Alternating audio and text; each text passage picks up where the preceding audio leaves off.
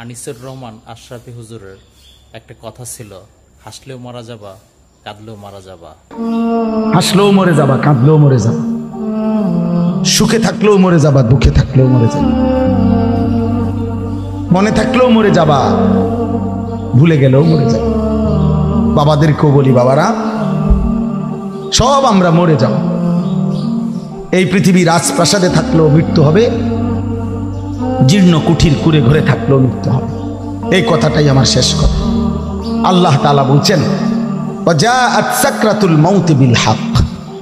আল্লাহ বলছে, বান্দা ভুলে যেও না, বান্দা সত্যি সত্যি একদিন মৃত্যুর যন্ত্রণা আসবে, মৃত্যুবরণ করতেই হবে।